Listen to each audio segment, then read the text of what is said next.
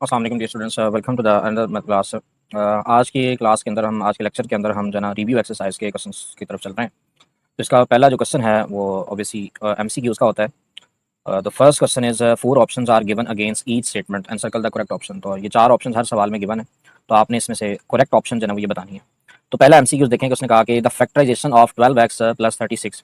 तो 12x और plus 36 की आपने फैक्टराइजेशन करनी है। तो ये एक पहली टाइप की फैक्टराइजेशन है जिसमें हम आइडेंटिफाई कर लेते हैं कॉमन फैक्टर्स को। तो इन दोनों में देखूँ तो यहाँ पर 12 है, यहाँ पर 36 है, ये दोनों के दोनों 12 पे डिविजिबल हैं। जिसका मतलब है इन दोनों से जो कॉमन फैक्टर निकल सकता है वो 12 है। 12 अगर यहाँ से कॉमन निकाल लिया जाए तो यहाँ पर एक एक्स बचेगा। ये 12 को किस नंबर से मल्टीप्लाई करने पर 36 आता है तो 3 पर आता है। इसका मतलब ये इसकी फैक्टराइजेशन है 12 इंटू एक्स प्लस 3। तो यहाँ से देखेंगे 12 तो सब में ही आ रहा है, लेकिन हमारे पास एक्स प्लस 3 वाला जो ऑप्शन है वो ए वाला है। The first option is correct. ठीक है, तो ये इसका जो है ना हमारे पास क्वेश्चन होगा। अच्छा, उसके बाद इसके सेकंड पार्ट की तरफ अगर हम चलें तो उसमें है the factors of 4x² minus 12y plus 9। यानी कि 4x² माइनस 12y प्लस 9, इसके मुझे फैक्टर्स बताने हैं कि क्या होंगे। यानी कि इसको मिड टर्म ब्रेक करते हैं। ठीक है, तो ये एक तो ये फार्मूला भी बन रहा है। ठीक है, a माइनस बी का होल स्क्वायर। अच्छा, यहाँ पर इसको कुछ यूँ लिख सकते हैं फैक्टराइज अगर कहें तो 4x को लिखा जा सकता है 2x का होल स्क्वायर, ये ए स्क्वायर बन गया। 9 इज रिटन एज 3 स्क्वायर, ये ए स्क्वायर प्लस बी स्क्वायर बन गया। अब क्योंकि तीसरी टर्म माइनस में तो माइनस का 2 ए की वैल्यू अगर मैं 2x लेता हूँ तो बी की वैल्यू यहाँ पर 3 है। तो इसको अगर मल्टीप्लाई करें 3 टू 6 और 6 टू 12, तो 12 यहाँ पर वाई आ जाएगा। ठीक है, तो ये जो अच्छा यहाँ पर ये दुरुस्त कर लें, ये यहाँ पर वाई लिखा हुआ है आपकी बुक में, तो यहाँ वाई नहीं होगा, यहाँ पर एक्स है। ठीक है, पॉसिबल तभी होता है जबकि 12x बनाएगा, वाई तो नहीं बनाएगा। तो इसको हम जब क्लोज करेंगे तो ये कुछ यूँ आ जाएगा 2x माइनस 3 का होल स्क्वायर। तो ये इसका जो फैक्टर है, इसके अगर हम फैक्टराइज फॉर्म देखें 2x माइनस 3 का होल स्क्वायर, कहीं पे ऑप्शन आ रहा है तो बिल्कुल ऑप्शन यहाँ पर गिवन है, जो कि मेरे पास ये ऑप्शन है बी वाला। तो ये इसका जो है वो करेक्ट ऑप्शन है। ठीक है, अब इसमें थर्ड की तरफ अगर हम चलें तो थर्ड वन इज़ कि हमने इनका HCF निकालना है। ठीक है, तो HCF दो अलजेब्रिक एक्सप्रेशन गिवन है, उनका निकालना है। तो HCF जो है ना यहाँ पर हाईएस्ट कॉमन फैक्टर होता है। तो पहला अलजेब्रिक एक्सप्रेशन देखें जो कि a क्यूब और b क्यूब है। इसकी फैक्टराइज्ड फॉर्म देखूँ तो जाहिर सी बात है 3 दफ़ा a आ जाएगा और 3 ही दफ़ा मेरे पास b आ जाएगा। तो ये इसकी फैक्टराइज होगी। दूसरा देखूँ तो मेरे पास है a b का स्क्वायर, इसको फैक्टराइज करें तो एक a और 2 दफ़ा b आना है। तो HCF में तो कॉमन देखते होते हैं, तो इनमें कॉमन जो है एक तो यहाँ पर a है, यहाँ भी एक तो a कॉमन आ गया और 2 b यहाँ से कॉमन आ गए, यानी कि a और b कॉमन आ गया which is written as a b square. ठीक है, तो ये इसका करेक्ट ऑप्शन जो है ना बी वाला बनता है। ठीक है, तो ये इसका जो है ना मेरे पास थर्ड एमसीक्यूज भी जो है ना वो सॉल्व हो गया। अच्छा, नेक्स्ट वन में देखें तो हमारे पास इसके जो एमसीक्यूज हैं, एमसीक्यूज नंबर 4 है। इसमें उसने ये कहा हुआ है कि आपने एलसीएम बताना है। तो एलसीएम में तो हम ये करते होते थे कि फैक्टर्स जो कॉमन होते थे और अनकॉमन दोनों को लिखते होते थे। तो तीन अलजेब्रिक एक्सप्रेशन है, तो देख लेते हैं। तो पहला है 16x स्क्वायर, इसकी फैक्टराइज करें तो 16 is written as 2 multiply 2 multiply 2 multiply 2, 4 time 2 होता है, 2 टू ज़ा 4, 4 टू ज़ा 8, 8 टू ज़ा 16 और 2x है तो x और x आ जाएगा, ये इसकी फैक्टराइजेशन होगी। अब नेक्स्ट है 4x, तो 4 इज रिटन एज 2 मल्टीप्लाई 2 और एक x है हमारे पास। Third one is 30x and y। अब इसमें देखें इसकी फैक्टराइज्ड फॉर्म अगर मैं निकालूँ यहाँ से तो 30 को प्राइम फैक्टराइज अगर करें बेटे, ठीक है, 30 जो है ना ये 2 पर डिविजिबल है 15, फिर देन 3 और 5 आ जाएगा। यानी कि 30 को लिखा जा सकता है 2.3.5, 2 3 ज़ा 6, 6 5 ज़ा 30, तो एक्स और वाई आ जाएगा। अब चूंकि हम निकाल रहे हैं इसका एलसीएम, तो इसका मतलब है कॉमन फैक्टर पहले लिखेंगे और अनकॉमन फैक्टर्स को मल्टीप्लाई करेंगे। तो कॉमन फैक्टर देखें तो यहाँ पर ये जो है हमारे पास एक तो ये तीनों के अंदर 2 कॉमन आता है, एक ये 2 कॉमन आ गया, ये कॉमन फैक्टर पहले लिख रहा हूँ। और एलसीएम के केस में याद रख लें कि अगर कहीं पर दो फैक्टर भी, दो अलजेब्रिक एक्सप्रेशन में भी कॉमन आ रहा है तो उसको भी कॉमन कंसिडर करेंगे। तो इनमें देखें ये 4x में और 16x स्क्वायर वाले में 2 मजीद एक कॉमन आता है, ये मजीद 2 एक कॉमन आ गया। उसके बाद एक x यहाँ भी है, यहाँ भी है, तो ये x भी एक कॉमन आ गया। और तो कोई टर्म नहीं है जो कॉमन आ रही है, तो बाकी वो अनकॉमन होंगे। तो अब अनकॉमन में देखें शुरू वाले में एक 2 तो 2 बचे हैं और एक x बचा है।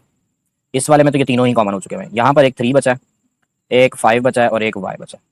इनको अब हम मल्टीप्लाई करके देख लेते हैं तो क्या आता है। ठीक है, यानी कि ये देखें 1 2 3 4 तो 2 हैं, 4 टाइम 2 मल्टीप्लाई होगा तो 16 और ये एक x और ये एक x, x स्क्वायर बना देगा, एक y और ये 2 3 ज़ा, ये 3 5 ज़ा 15 होगा। अब जो है ना 15 एक्स स्क्वायर वाली टर्म आ रही है मेरे पास। तो वैसे भी यहाँ से भी मुझे वैसे पता चल रहा है कि ये इन चारों के ऑप्शंस के अंदर एक्स स्क्वायर जो है ना एक वाले में ही है, सी वाले में। ठीक है, तो एक्स स्क्वायर और वाई आ रहा है, तो इसका मतलब है यही इसका करेक्ट ऑप्शन बनना है।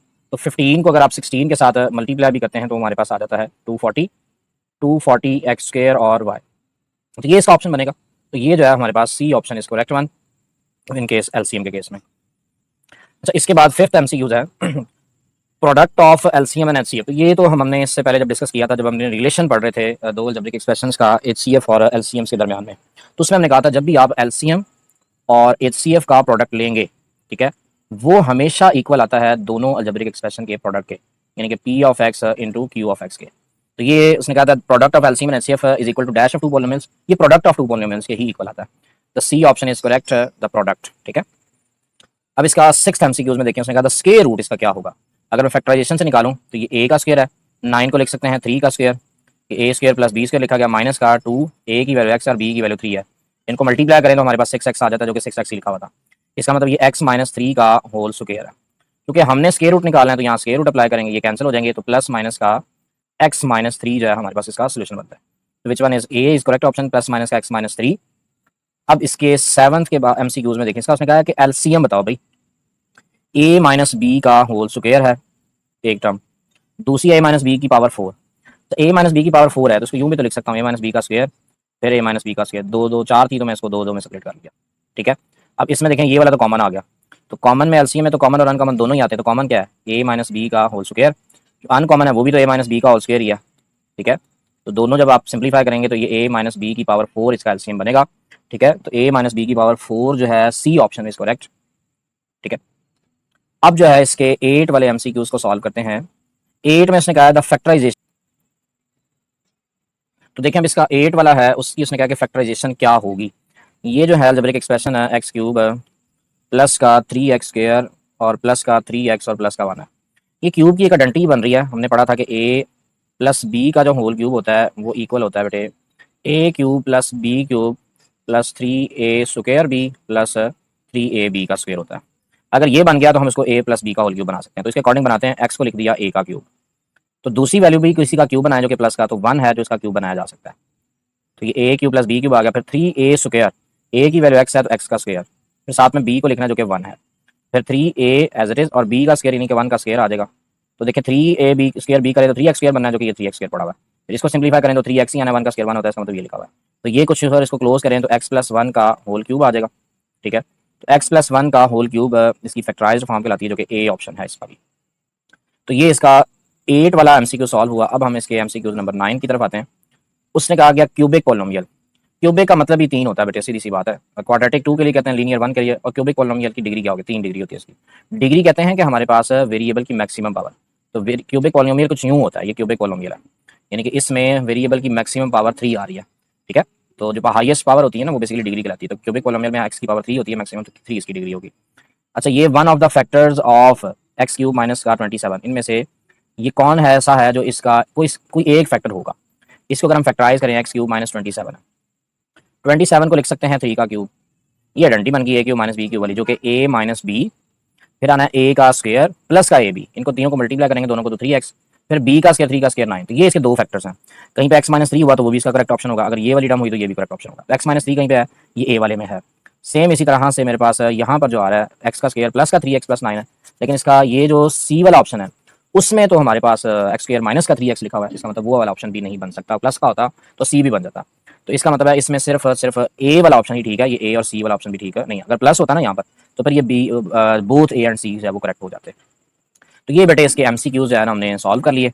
तो इस लेक्चर के अंदर हम एमसीक्यूज को ही रखते हैं, नेक्स्ट के अंदर फिर हम इसकी रिव्यू एक्सरसाइज को जो है ना वो कंप्लीट करेंगे, वाइंड अप कर देंगे, ठीक है। तो इस चैप्टर को जो है फिर हम कंप्लीट कर लेंगे। अगर एमसीक्यूज में बेटे वहीं पे कोई मसला हुआ तो लाजमी बताइएगा। तो आज के लेक्चर को यहीं पे खत्म करते हैं, मिलते हैं नेक्स्ट में। अल्लाह हाफिज़।